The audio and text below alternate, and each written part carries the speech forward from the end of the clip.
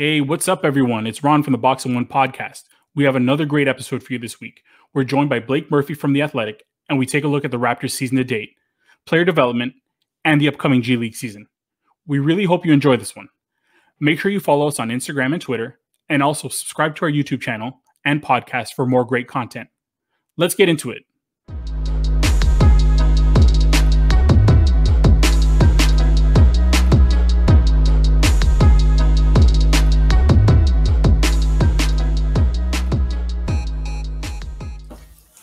Hey, what's up, Box and One World? It's Ron here again for another episode. I'm joined today by Azam, and we've actually upgraded on Pramit. Normally, Pramit's here. He may actually join us midway through the episode. He's got some work engagements that he's got to get to first. But we're joined by Blake Murphy, Raptors writer from The Athletic. Blake, how's it going?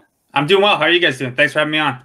Yeah. No, thanks for joining us. Like I said before we went on air, reached out, shot my shot, and it worked out. So glad to have you here. Honestly, we're really thankful because just love to pick your brain about Raptors related stuff. So guys, if you haven't guessed, this is going to be a very Raptors centric show. A little bit of wrestling as well, maybe. A little, yeah. Blake, I know you're a New Japan guy, right? Yeah. So I'm not quite as since Wrestle Kingdom. I haven't caught up with much, but I'll swoop back in for New Japan Cup in March. It'll have to scratch the itch of March Madness this year because I think March Madness will have a different vibe. So New Japan Cup it is. Yeah. Okay. So we'll maybe throw some stuff at the end, just some broad stuff, nothing too specific, and maybe some of the Royal Rumble results. Just what happened with Edge winning. We'll pick your brain about that. I know you're a wrestling guy, and I always appreciate the wrestling references in your articles. So let's start with last night's game. Fred VanVleet, huge game, 54 points. It was nice to see. I mean, the last time that happened was what? DeMar scoring 52? Yeah, 52 against the Bucks on New Year's Day 2018. I remember that one because no media showed up because it was New Year's Day, and this was before the Bucks had started to get really good. So 2017, 2018, that was I think there were a couple games over 500 at that point. And even the crowd was kind of sleepy. And then I don't know. It's going to be interesting to look back and see which game, because I wasn't at T. Ross's 51. I certainly wasn't at Charlie V's 48 or anything like that. But DeMar's 52 in a tight overtime win with a crowd versus Fred dropping 54 with nobody there is it's going to be weird to compare them after the fact. Yeah, that's the thing about everything. I was trying to pull together some highlights even a couple weeks ago of just plays of the week, just to see if we can get something for our YouTube channel, and just some of the buzzer beaters that were hit, and the same thing with yesterday. It's kind of anticlimactic to see the arena without, in some cases with some fans, but you just don't get the same reaction. I don't know if the players, I'm sure it's been covered in some of the media, the post-game media scrums, but it can't be the same for the players. Yeah, I mean, I think in the moment it's probably good. You guys remember OG's big shot and the way he got mobbed, and even Fred when he got to 52, collapsing in Pascal's arms. You get moments like that. But yeah, you look back at Dame's 61-point game, and there not being crowd noise to go along with that. Twitter has almost taken the place of that, where it's I'm a little bit more on my phone than I'd normally be, and it's the reaction of everyone on there that's kind of driving it. Dame even last night doing that again, or that Wizards finish against the Nets. Although the Wizards won, the crowd probably would have left by that point. So might not have been a crowd for that one. I don't remember the crowd reaction to the Mo Pete Michael Ruffin ending like that. But yeah, it's weird, man. I don't know how much it changes the moment to moment, but I think when you look at, when you zoom out and look at stats, blowouts are more prevalent around the league this year. And not even by a small amount. Once you're down 15, the Raptors being the exception, once you're up 15 or down 15, it's kind of over lately. So I don't know if maybe that's the crowd effect, where it's just harder to dig out of a hole and find that extra energy reserve or what, but I definitely noticed a difference. Also, the pumped in crowd noise is just I was at 2 games in Tampa. It's so awkward. It's got to be weird for the players. It's interesting you mentioned that. not really Raptors related, but I was watching the Premier League games today, and it seems like all the away teams won.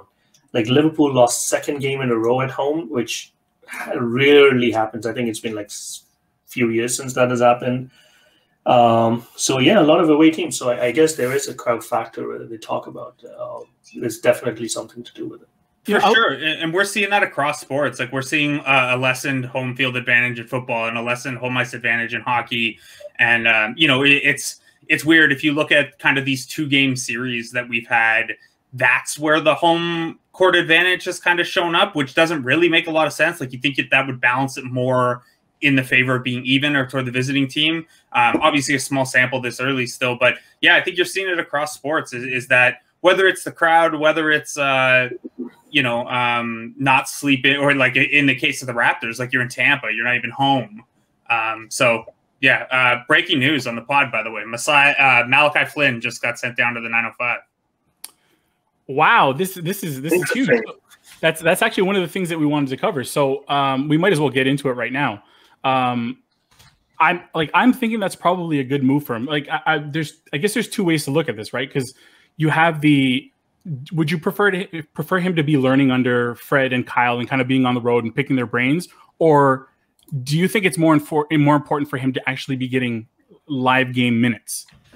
Yeah, I'm of the mind that you need to play. And I know that this is how the Raptors feel, and this is how Nick Nurse feels, and how they've rolled out their development system in the past. Now, ideally, it works like it's worked the last 5 years, where Mississauga's right down the street, and you almost don't even have to make those decisions, right? Like you can get to Saga for a Thursday game and then be in Toronto for Friday, Sunday series or whatever. Or you can, some of the guys even did double headers and stuff like that. So that's the ideal scenario. But I think, forced to choose, the reason Jalen Harris was the only person who went down initially is, look around the league and see how quickly rosters have gotten thinned out, right? And if you suddenly have 4 guys in contact tracing and it's going to require a quarantine period to call Malachi Flynn back up from the 905, maybe when OG and Norm and McCaw are all out, you can't really do that, right? Now that Norm's back, that probably is what freed up Flynn to go back down. But I don't even think you'll see, I don't think you'll see Watanabe go down while he's still in the rotation. I don't think Paul Watson would be the other guy who's like kind of fringy, where if OG's back, maybe they send him down to get some reps because he's only playing like a minute at a time. But even then, like you need, you look at a game like that Orlando game and you don't want to play your main guys the last 3 or 4 minutes of a 20-point game. You need to have guys on the bench to throw out there. You can't just play only 2 or 3 guys. So I think this year more than ever, the NBA depth is a real thing. But I think it's good, man. I think if you can trust any organization to get the most out of this situation, the Raptors are among them. They've obviously used the G League very well. And I think guys like Flynn and Harris, Harris is more like game-wise, he's got to tweak his game and develop his game to get to the next level. Flynn, it's just, point guards need time, right? Like Fred VanVleet is this amazing undrafted development story, and he barely played in the NBA his first year. And he started the year as the 3rd point guard because DeLon was hurt, and he still wasn't playing it. And then he was going up and down. By the end of the year, he wasn't with the 905 for all of their finals run because he was NBA depth. But even a guy like him who comes in, he's so smart and blows away expectations. Like he needed time and he needed reps. So I think this will be great for Flynn. I think the G League is maybe more important for point guards making the transition than any other position.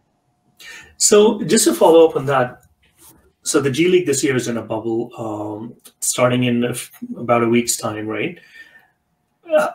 So when you talk about pro sports in a bubble, you saw NHL and NBA last year.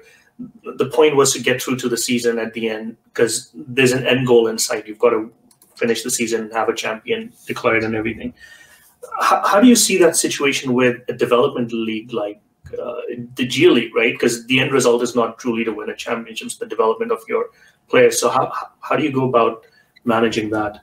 Yeah, I think there are a couple things you look at, right? And I think the first one is definitely player development. You need opportunities to get guys reps. And if you're teams like the Raptors and Spurs and Heat who find guys out of the G League and turn them into NBA guys, you need to see these guys playing. I personally think there's a bit of a, moral imperative on the league side too, that they made this decision so late that you have to give guys a place to play, right? Like you can't drag it on and then be like, hey, you skipped out on Europe this year to play in the G League where you're close to the NBA. We're not doing it. The opt-out was a happy medium, I guess, to let some teams out. But I think, no, on top of player development, it's, one of the biggest draws of it might be that there is a quarantined pool of players available to get called up, right? So there are 18 teams there. 17 of them will have guys that NBA teams can call up.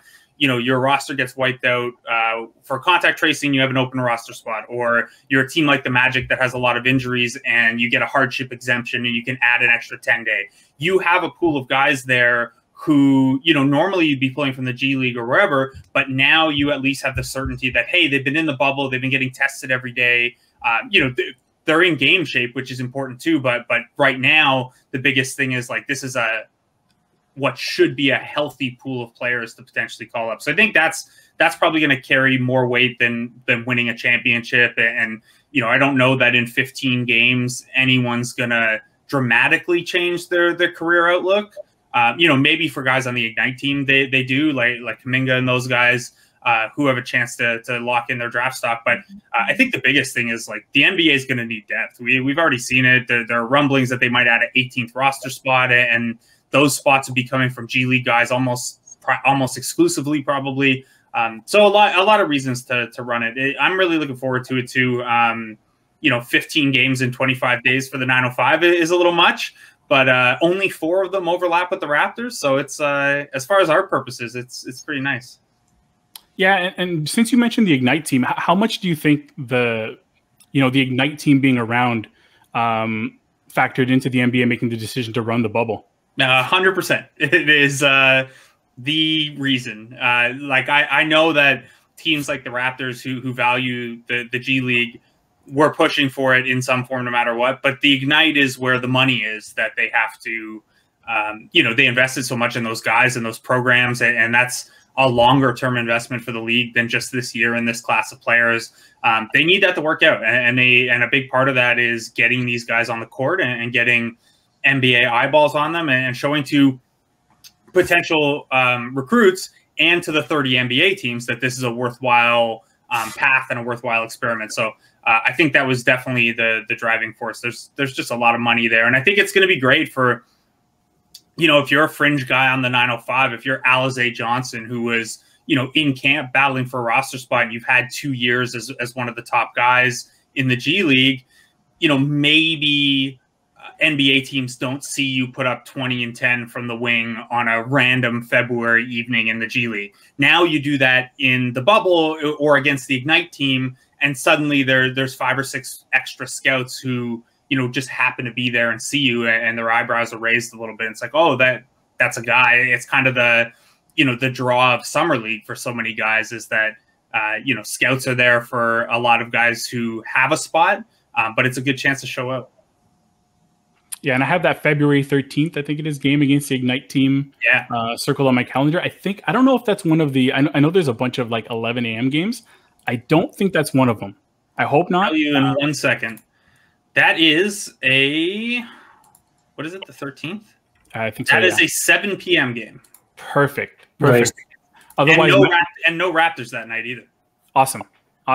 Because my work productivity, and if anybody from work is watching, it might suffer a little bit during those early Raptors 905 games. Some people look at me crazy when I say that I watch a Raptors 905, man. Like they're down the street from me. Like I'm not far from Paramount, so like going to those games, I remember going to the finals game.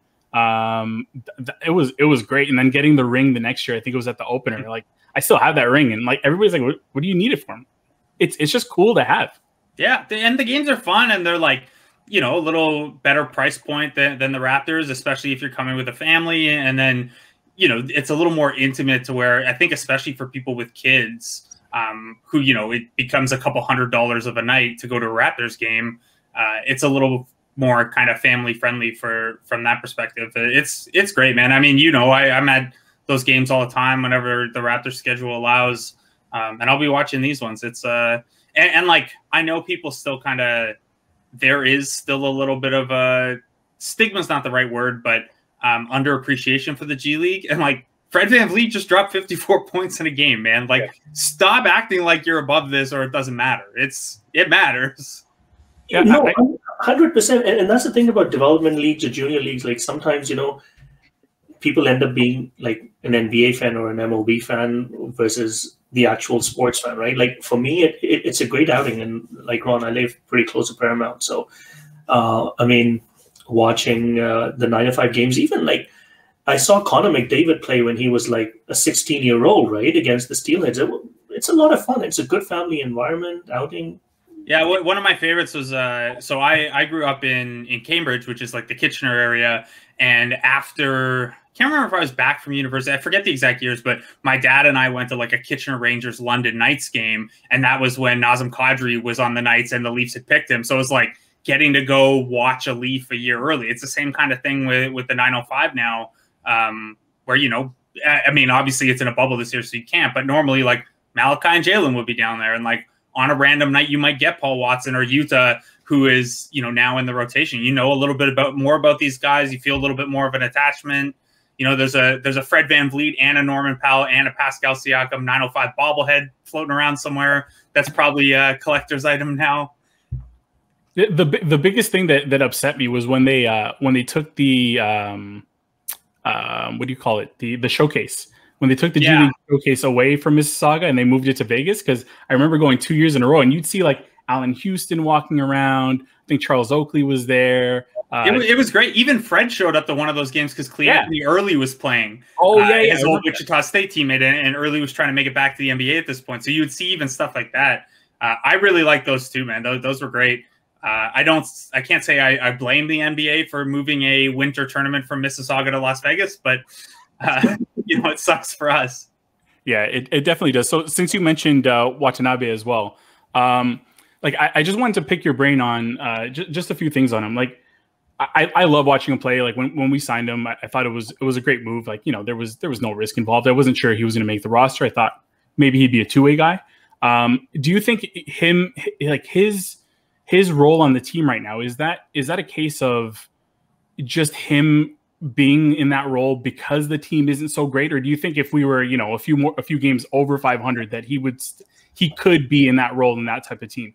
Yeah, I mean, it depends how it would have happened, right? Where if they don't get off to that 2-8 start and some of the guys who got chances before him played really well, then yeah, maybe he doesn't get that chance because guys ahead of him are playing well. But the poor start did.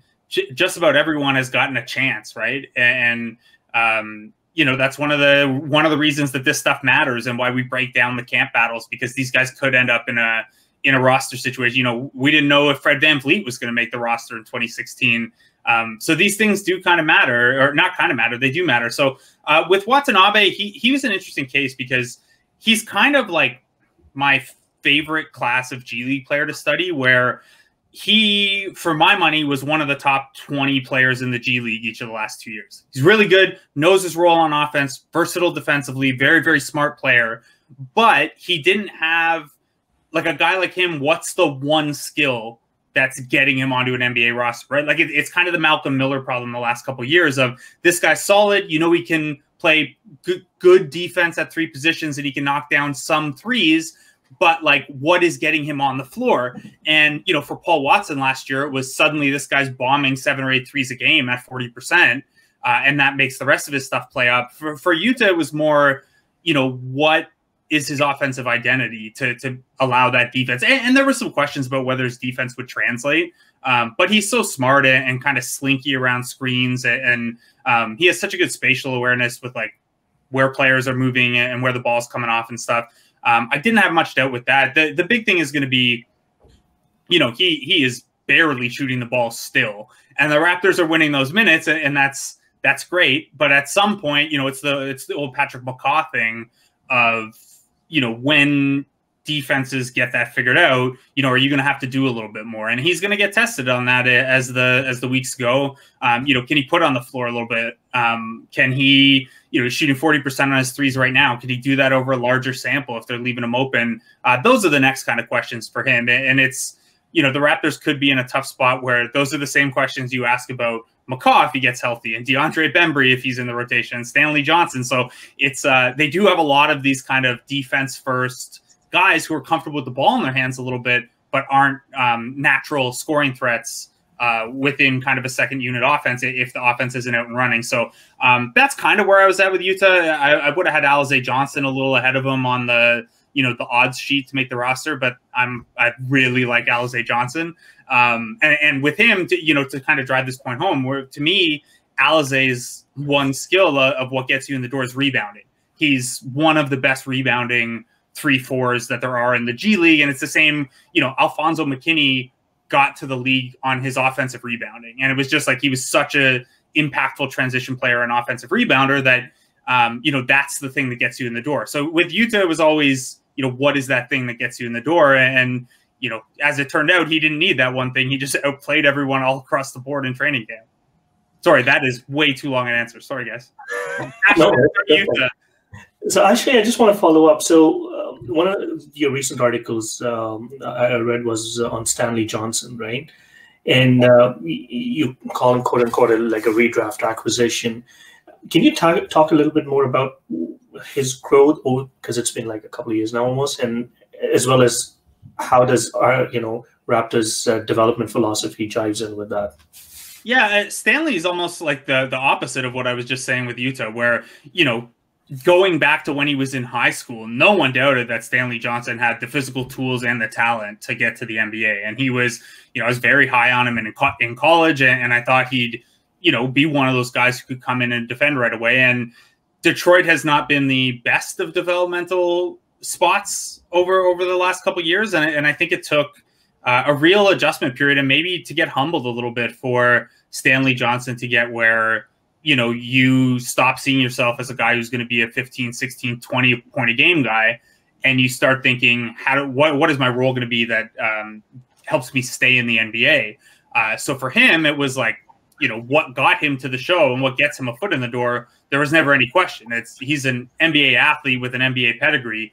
For him, it was more, if I get this opportunity again, how do I change who I am? Like, and I don't want to be over dramatic about it, but like his usage rate is half of what it was last year. Like he has really changed who he is as an offensive player. And I think that's great. I think that takes a lot on the mental and psychological side, and even just like habit breaking in a half court offense where, you know, Stanley likes taking those Kobe shots, man. He was at the Mamba Academy the other summer. He likes those long twos with the defender on him. So I think it was a matter of, you know, there's probably some humbling there, and just, you know, I don't know if you guys have read Nick Nurse's book, but I cited a passage in that Stanley Johnson article where Nick, talking about an unnamed guy who is very clearly Stanley Johnson, was basically like, look, man, if you don't do the smaller things that we're asking you to do, like, I don't know if you have a career anymore. And I think that's taken hold. Yeah, and I that's got to be for a guy like Stanley Johnson with that pedigree and with that reputation, it's got to be one of the most difficult adjustments to make as a player. Like, you're used to playing one way for, I mean, I'm sure since he was a young kid, and to have to change your game completely and buy into the team construct, that can't be easy. No, this guy scored 86 in an OVO league game. Like no joke, he scored 86 in a summer pickup game. So it probably does take a lot, and that's, you know, this is sometimes a difference watching the G League closely the last couple of years. Like, you know, for some guys on the fringe, and I know Stanley had the benefit of like being a high draft pick, so he's coming down to the G League fringe instead of coming up, and I think that's maybe a little easier. You know, we saw Justin Anderson get a couple shots last year, and he's in a similar place. But I think, you know, that's a big challenge for a lot of these guys. And you know, I remember a quote from Jama Malalela, who coached the 905 the last couple of years and is now back on the Raptors bench. And he said, he was honest, he's like, there's really not that much difference between guys 13 to 17 on the roster and the top one or two guys on each G League team. Like, there's not a huge gap between those guys. So what can make the difference is, you know, how do you fit in a role that's going to translate to the NBA? And if you're, you know, it's something that Lorenzo Brown, who won a G League MVP, you know, that's what didn't click for him. And he's a very, very good international player now. And I'm glad he got a couple shots in the NBA, but like that was a guy who was using 35% of offensive possessions in the G League. Jordan McRae is another guy who just dominated the G League back when it was the D League, and it just like it didn't click because the only way he could play his game was to get those shots. And it's, that's the difference, I think, between a guy's next phase being going and scoring 40 points a game in China, or going and, scoring 15 a game in EuroLeague, or, playing 5 minutes a game in the NBA. And those are all worthwhile paths, and they're all going to get you paid. But yeah, I mean, a lot of that is just, can you mold your game to a smaller role? Because the NBA teams are not going to the G League to look for 30 points, right? They're looking for guys 13, 14, 15. Yeah, and I can't remember which ex-player it was that said it. Somebody made a mention of, or it might have been a current player, where scoring 20 to 30 points in the G League is great, but that's not what the NBA team is going to need you to do. So when you get there, you have to be able to buy into whatever your role is. Right, and it's hard. It makes scouting the G League hard too, where like, you guys remember O'Shea's great stretch with the Raptors last year. He wasn't playing well with the 905 before that. I was very surprised to see him get that opportunity, but he was a guy who just like that, he understood his NBA role, and he was just like, I'm going to defend and rebound and run. And then when he went back down to the G League, he had all the confidence in the world, and he played so much better. Some guys that clicks for. And I think this is part of kind of the black box of player development, that you look at the stat line or you watch a G League game, and obviously none of us can watch all the G League games and all the NBA games, but you pay attention to that stuff, and the odd guy clicks and the odd guy doesn't. And sometimes there isn't a great obvious on-court reason. Christian Wood's a great example, who is just like killing it now. And he put up numbers in the D League for like 4 or 5 years. And he was either not getting shots, or they were like non-guaranteed shots. And he wasn't like, I think he was on Milwaukee's roster for $100K guaranteed, and then got waived and claimed. The Raptors wanted him for a two-way at one point, but he didn't want to do a two-way. And this is a guy who every time he went down was like 25, 12, and 3 every game.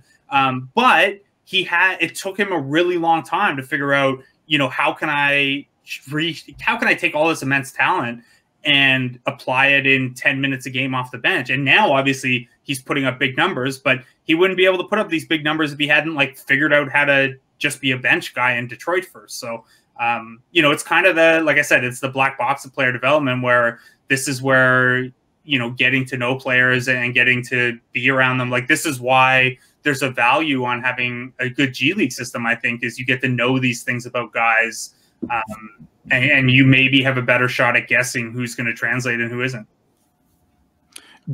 Are you for the idea of using the Ignite team rather than the NCAA route? Do you think it will one day entirely replace the NCAA, or do you think it'll kind of work hand in hand? Yeah, I wouldn't say hand in hand. I'm mostly in favor of the Ignite, because anything that takes away from the NCAA is okay by me. I think it's great that guys have more options. I thought it was cool when guys were going to Australia, or Brandon Jennings going that route. The more options, the better. And I think college is probably great for some guys. And I think the opportunity to use your skill to make money right away, whether for yourself or for your family, or because you don't want to give free labor to the NCAA, like any of those reasons, it's good to have options. So I don't know if the Ignite path will ever replace the NCAA, like where the NBA is like, oh, we're getting rid of one and done, but you have to play a G League season first. I could see it in the next CBA expanding to maybe where, hey, there's a third round of the draft. You don't have to do a year of college. And there are a couple extra, not two-way roster spots, but closer to like what baseball and hockey do, where like you can have a prospect in the D League off your roster for a little longer, and they make more than, a living wage, which is kind of the next hurdle for the D League.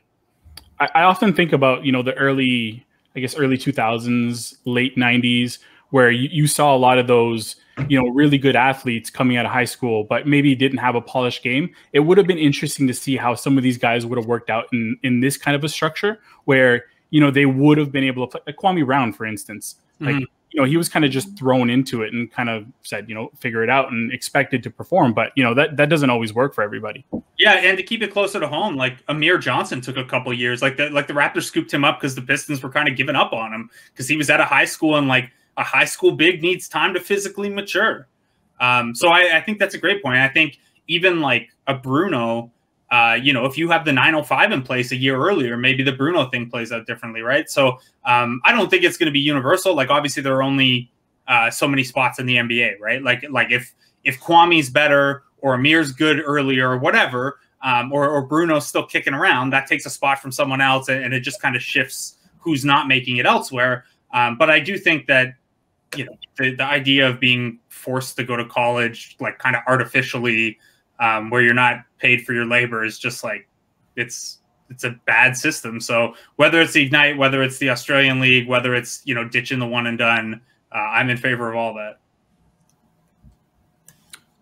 So moving on from the G League, because I'm sure there are a lot of people who are kind of like, how are these guys talking so much about the G League?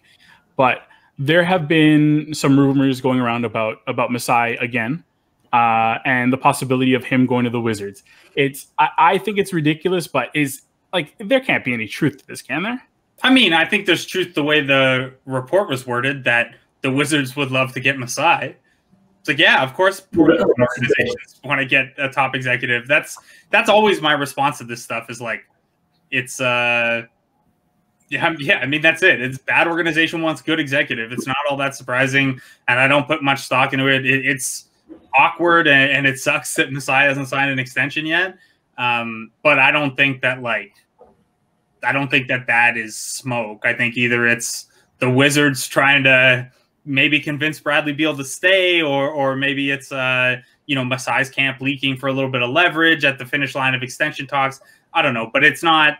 Masai's not going to go to Washington tomorrow, right? He's every bad team should want Masai in there. Every good team should want Masai too. Yeah, I mean, I guess that's kind of how we looked at it, but I mean, you never know. I guess there could be some truth, but I seriously doubt it. I'm hoping that he stays here. I don't know what his future holds, but I mean, selfishly, obviously, I think we all hope that he stays with the club. Yeah, that would be preferable for sure. Yeah. I don't want to go back to covering the Colangelo era type of team. Hey, I might be one of the only guys, but I used to work for the Raptors, and I was the flag guy who would run out ahead of the team. Nice. And it was that era. So as much as people look at that and kind of like scoff at it, like I loved it because I was there. I still think Bargnani today would be much better than Bargnani during his time here. You might not agree, but I think he was ahead of his time. I think the dirty secret about Bargnani was he wasn't actually that good a shooter. Shot like 35% for his career. You want me to get excited about dropping a guy who shoots like Aaron Baines percentages back into the NBA? I don't know. He probably would have been a little bit better because they would have had him just shoot like 8 or 9 of those a game. But yeah, I don't have a lot of faith that he would have been able to stay on the floor anymore defensively or anything like that. So speaking of poor shooters, our third host has actually joined us. So we're going to add him into the mix. Pramit, hello. Thanks for joining us. We're just talking about bad shooters and how much I love Bargnani. Well, I just caught the tail end of that. Hi, Blake. Nice to meet you. Hey, man. Yeah, I mean, I think to your point about the 35%, very true. Although I think at that time, there weren't a lot of centers that could even attempt to shoot. So that was probably where the enamorment, where we got a lot of people got enamored by him. I mean, now it's almost a requirement unless you're just an elite defender or rim protector. But back then it was like, oh my God, a 7-footer that can shoot. It turned out that he stunk at everything, at other aspects of the game. So, yeah, that'd be the tough thing, right? It's like, can he, even if he was a better shooter and was shooting at volume, can he stay on the floor? And, as much as the game has modernized with the centers out at the 3-point line, he would have to defend that also, which, you might end up a net negative dropping him into 2020. And rebounding remains a priority as well. Yeah, and I mean, is he gonna try a little harder? Is he gonna, care a little bit more about the game? I don't know. It's like I said, I have fond memories because I was there. I was completely drinking the Colangelo Kool-Aid. I believed anything that guy was selling. Yeah, I mean, the nice thing was, like, as a as someone coming up as a blogger at the time, like he made so many transactions all the time. It was beautiful. It was a great way for me to get experience. Man, I was sold that Jamario Moon was going to be the savior. I mean, he was good. I'm still bitter that he took Carl English's spot that year. You're supposed to have a Canadian on the team, but we got Jamario instead. Yeah. So since we're talking about centers, I think it's probably a good opportunity to talk about the center situation and just looking at Baines has been playing a lot better lately. But would this team be in any different position if we had Ibaka and Gasol, or either like one of them? Yeah, I think so. I think you look at obviously Ibaka's been a little better so far. Weirdly, the Raptors have been worse on defense than expectation. So maybe you're missing Gasol a little bit more there than you are on offense. But I think, you look at Siakam's struggles in particular, and obviously he's been a little better lately. But the spacing issues with him and Baines are a part of that. And the Siakam-Gasol pairing was always a little more effective than the Siakam-Ibaka pairing. But even just having someone who can knock down those elbow jumpers, who can create his own shot, like I think a guy like Ibaka would help the offense breathe a little bit more. And Gasol was obviously, you hear the guys, you hear Nick Nurse and Kyle Lowry and Fred VanVleet talk a lot about defensive communication or just like being on the same page and those kind of platitudes. And that's such a Gasol thing where Gasol even talked about it when he got to LA. It's just like, it takes a while to learn your teammates' tendencies and not just the schemes. How long does it take? How many, like, can you cheat a half step late on a Kyle Lowry help because he's going to bump his guy around a screen? Or do you have to be there a little earlier for Norman Powell because he doesn't recover as well as Fred VanVleet? Those kind of questions, it takes a little bit of time. And it's not even something that I don't know how much you can even verbalize it, or it's just you got to play with guys for a little bit. And that's especially true at the center position, I think, where you're kind of the communication anchor as well. So nice to see Baines playing a little better. I don't think this will be the last time we talk about what do the Raptors do at the center spot, especially if you look ahead to like different potential playoff matchups. There are going to be some series that are Baines series and some series that are not super Baines series. So the more reliable he can look, the better. But I wouldn't be surprised if they're in a trade situation where they're not selling. I would certainly be addressing that in some way, even if it's just a depth thing. If I had to put a gun to your head, are we going to end up like at a 4 or 5 seed and maybe end up in the second round, or do you not see that? I mean, you could just ask me without putting a gun to my head. I would answer you without the threat. You got to be. I have to throw in the threat. I have to. Just me. I don't know about 4 or 5. I guess Indy could come back down. I do think 6 will probably end up with where they are now. What are they? They're in 9th and they're a game and a half out of 6. Like that's totally reasonable as a goal. That keeps you out of the play-in game, which means you at least get a real series out of it. And it's not like there's going to be a good landing spot in the first round anyway, right? Like Milwaukee, Boston, Philadelphia, who else? Oh, Brooklyn. None of those teams are going to be easy spots. And even if you could get to the 4 seed, like there's no such thing as home court advantage for the Raptors this year. So yeah, I don't know. I guess kind of 6 is settled into my head as the target. If you can avoid the play-in game, I think given you started 2 and 8, that's I guess a win. That's where I had them at the beginning of the year. I had them about 6 in that sort of same level as Indy. Like I always felt this as I don't want to call it a rebuild year, but a transition year. I mean, losing the 2 centers, but at least having a good enough team remaining and some younger pieces that can grow and develop, and obviously an exceptional coach would get them, keep them competitive in the East. I mean, that's still very feasible. I don't think anybody saw a 2 and 8 start and then followed up by a 7 and 4 since, and they have a positive point differential, if that means anything. So, I mean, craziest thing. Other than that Boston game, they were very much in or had leads in the 3rd, 4th quarter in, I think, almost all their games except the Boston game, I believe. Yeah, and that doesn't mean some of them haven't been disappointing. Like I thought the last Sacramento game was probably the most frustrated I'd been all season.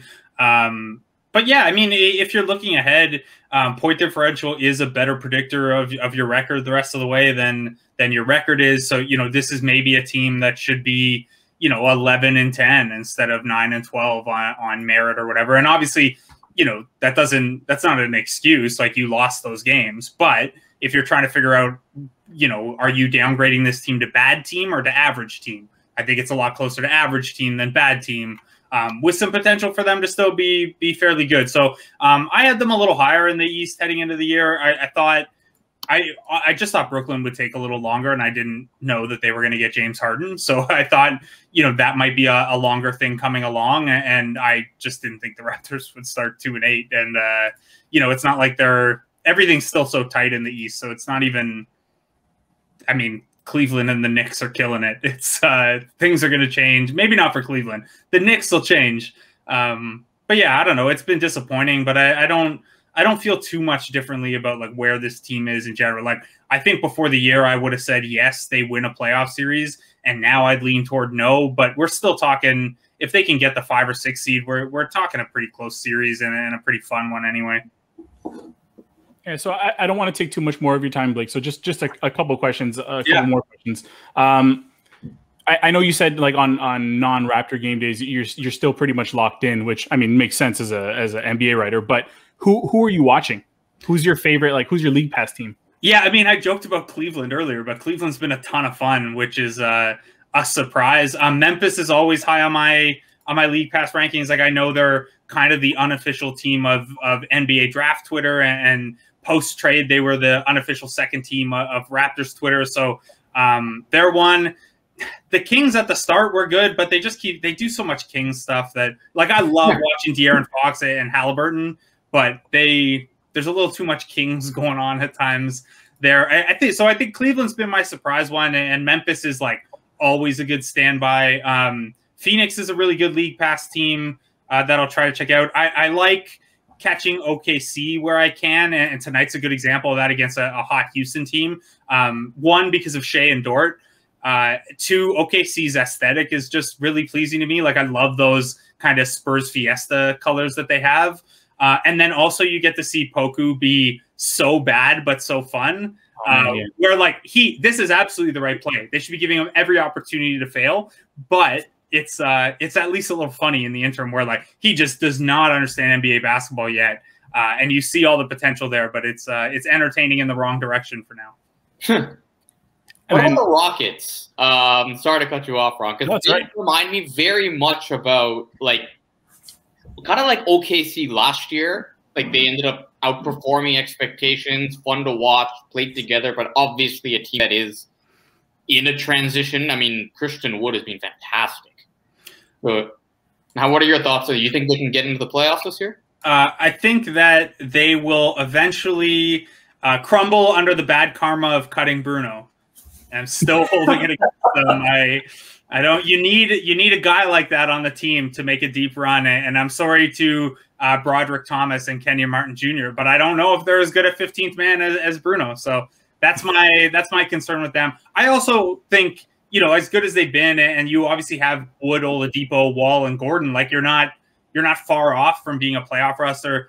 It might make sense for them still to look to sell with pieces like PJ Tucker, or if they can find a market for Eric Gordon. Just, you know, you deal Harden, you got to look a little longer term now. So a question about the draft, and I'm going to leave the gun holstered for this question. I'm not going to pull the gun out and put it to your head this time. Between Mobley, Suggs, and Cunningham, who are you taking first, or is there somebody else that you're grabbing with the number 1 pick? No, I have Cade as a number 1, and I don't think there's much question. I think if you're like pipe dreaming the Raptors to get that pick, he's such a good compliment to Fred VanVleet too. Like if they fell into the lottery by the end of the year. But I just think Cade, you know, the other thing too is you watch that team and he's got a couple of teammates around him where the spacing's not good and the decision making is poor, and he's still kind of guiding them. And there was a game last weekend that was a great example of it. And I think he's kind of the typical guy where you project his game and suddenly you're around better players and in an NBA, in a pro style offense. And I think he gets even better with better players around him, like Moncrief, the Canadian kid. Like, I think he's someone to watch down the line, and I hope he works out really well. But right now, like, he kind of they have a couple guys that just aren't there yet, and very few college players are on Cade's level. But I just say that to mean that I think he's going to be an even better NBA guy than he is college guy. I really like Mobley too. I think he's a super unique center. I think if you get him at number 2, you're thrilled that you got a number 1 caliber guy at number 2. You know, some of the names after that, especially the Ignite guys, you know, I want to see Kuminga and Green before I decide between those guys and Suggs or Scotty Barnes or Jalen Johnson or whoever, you know, ends up making up that next tier. I want to see a little bit more of them. Full disclosure, I don't get to watch a ton of college basketball during the NBA season.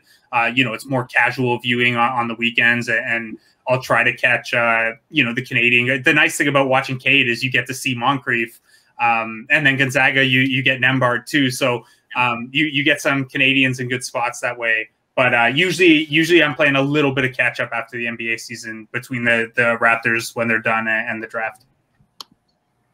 And so I did mention we talk wrestling a little bit. So I'm a big Bullet Club guy. Okay. So I haven't, full disclosure, I haven't watched New Japan probably since pre-pandemic. Okay.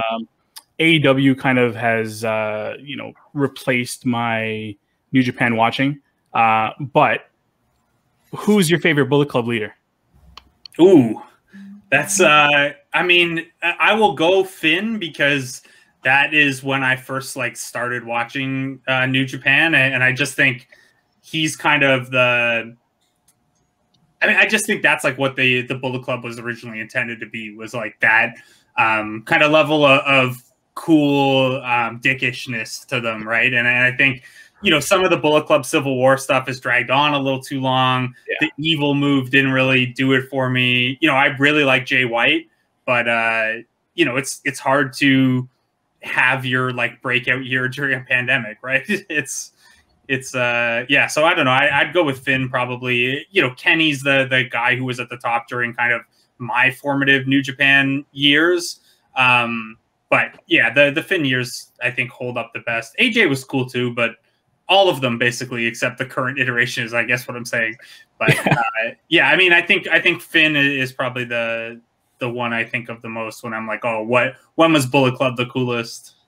I completely agree. I just put Kenny at the top just because he's Canadian. So yeah, you know, there you go. He's got it for me. That's why we got to be so happy about Edge winning the Rumble too, right? That's which was my next question. Like, how did you feel about that? Did you see it coming? He briefly lived in Cambridge, Ontario, which is where I'm from. So that puts us on the map even further.